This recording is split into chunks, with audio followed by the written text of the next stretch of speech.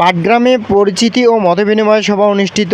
তথ্য ও ভিডিও চিত্রে আমাদের উপজেলা প্রতিনিধি সাইদ হাসান সবুজ। লালমনিরহাট জেলার নব যোগদানকৃত জেলা প্রশাসক ও বৃক্ষ জেলা ম্যাজিস্ট্রেট মহোদয়ের সাথে পাটগ্রাম উপজেলা সরকারি কর্মকর্তা, রাজনৈতিক নেতৃবৃন্দ, ছাত্র সমন্বয়ক, বীর মুক্তিযোদ্ধা, সাংবাদিক, ধর্মীয় প্রতিনিধি, ব্যবসায়ী প্রতিনিধিদের সাথে মতবিনিময় ও পরিচিতি সভা অনুষ্ঠিত হয় সকাল 11 ঘটিকায় শহীদ আফজাল মিলনায়তনে। অনুষ্ঠানটি পরিচালনা করেন উপজেলা নির্বাহী অফিসার মোহাম্মদ নুরুল ইসলাম, পাটগ্রাম, লালমনিরহাট।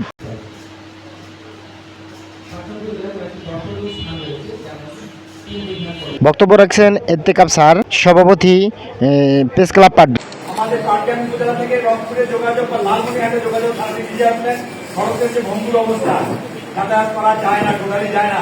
আমাদের যোগাযোগের যে দুইটা ব্রিজ অনেক টাকা নির্মাণ করা হয়েছে, তিস্তা দোয়ানি ব্রিজ এবং টাকিয়া মহিপুর ব্রিজ, দুইটা ব্রিজে আজকে বন্ধ। এমনকি সাধারণ পাবলিক ট্রান্সপোর্ট এখানে চলে না। তারা আপনি দয়া করে এখানে ব্যবস্থা নেবেন।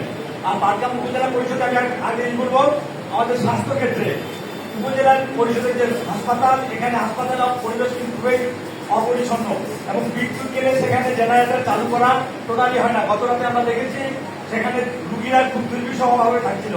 আশা করি ব্যবস্থা নেবেন। পাটগ্রাম উপজেলার সম্ভাবনা সমস্যার বিষয়ে আলোচনা, সে বিষয়ে আমি কয়েকটা সমস্যার বিষয়ে এখানে সমাধান কিভাবে করা